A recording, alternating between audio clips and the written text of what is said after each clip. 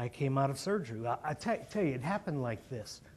When I got here and they prepped me for surgery, I told myself, I'm going to make this a challenge. When they put the thing over, the what? Yeah, anesthesia over my nose and mouth, I'm going to try and resist it and hold off as long as I can and see how long I can stay awake. And I'd made that my personal challenge, to make a little fun out of it. Well, they prepped me and got me ready. And next thing I knew, I opened my eyes, and I couldn't see very well because they had cotton and gauze covering my eyes, and they had something down my throat.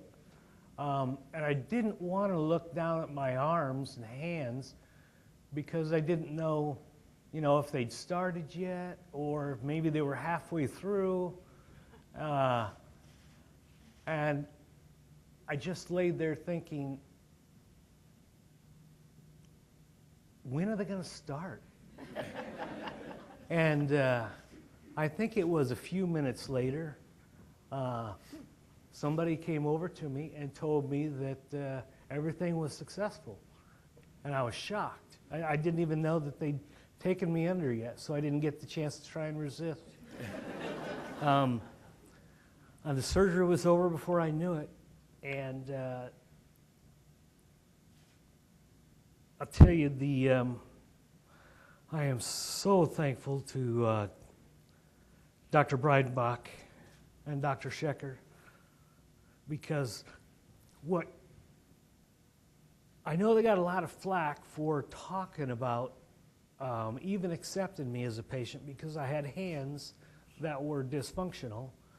But some of the ideas that they talked to me about that were so foreign when it comes to hand transplants, like instead of just cutting my hand off and attaching a new hand on, they were going to carve around my nerves, around my hand, and save as much of the length of my nerves as they could.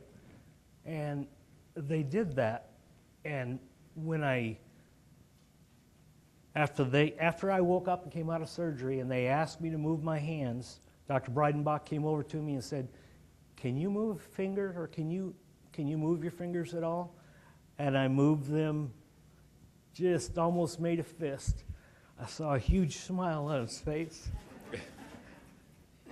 And he turned over and looked at the other doctor and said, "Did you see that? Did you see him move his fingers? Can you do that again?" And I tell you that I'm so thankful that I have a team of doctors that we're allowed to think outside the box and take a chance like that. I just don't know what else to say except thank you.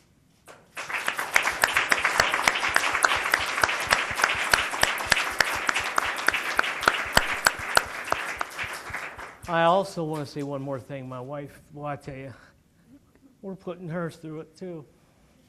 She's working hard, and I appreciate it, honey.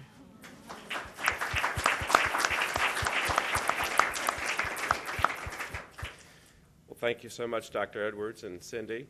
It's brave men like yourself who move medical innovation forward by being a willing pioneer, and we can't thank you enough for your bravery and you're willing to go through this process and journey with us, so thank you. You're welcome.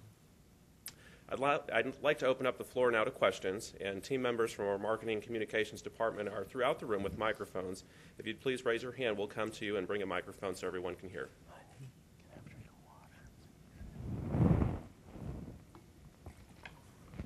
Hi, Laura Unger with the Courier-Journal. Hi. Hi, Laura. I was wondering what your life was like before the transplant. If you could talk a little bit about the difficulties of having non-functional hands, particularly as a chiropractor, and could you do your job as a chiropractor with non-functional hands? Good question. I've always been blessed with a very large practice, a lot of patients, and I've been given the gift from God, the ability. I think it's a supernatural ability to be able to palpate and my sense of touch was incredible as I'd run down the spine and find deviations. And I was having a large practice. I was always on the go. Had a busy life. And then I had an accident with a fire that engulfed my truck about 4.5 years ago. And that's where I was burnt about 30-some% of my body, second, third degree burns. That's where I lost the use of my hands, lost 7 fingers, and the other 3 fingers were just stationary and disconfigured, I guess. So my life came to an absolute standstill after my fire.